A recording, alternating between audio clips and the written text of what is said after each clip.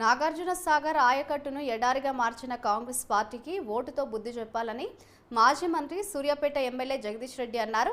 Nalgonda BRS MP అభ్యర్థి కృష్ణారెడ్డికి మద్దతుగా సాగర్ నియోజకవర్గంలో గుర్రంపోడ్లో నిర్వహించిన రోడ్ షోలో ఆయన పాల్గొన్నారు.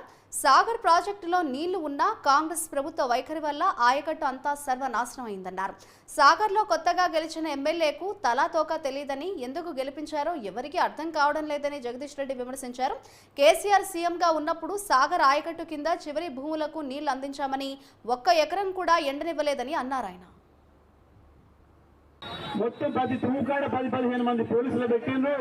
ఒక్క చుక్క నీళ్లు మనకు రానియకుండా చేసి ఖమ్మం తీసుకుపోయారు. మన నీళ్ళని ఎండబెట్టిండ్రు. ఎవరు పట్టించుకోవాలి? దీన్ని ఎవరు చూడాలి?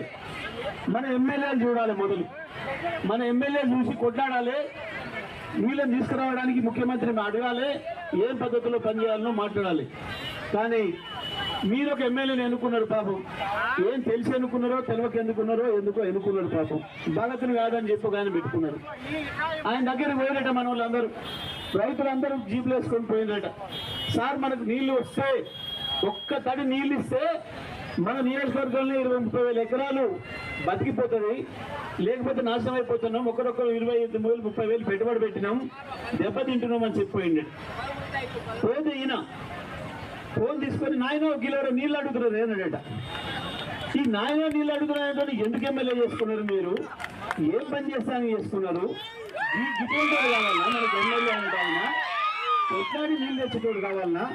గతంలో కూడా ఇటువంటి పరిస్థితి వచ్చింది. నరసింహయ్య గారు ఉన్ననాడు వచ్చింది.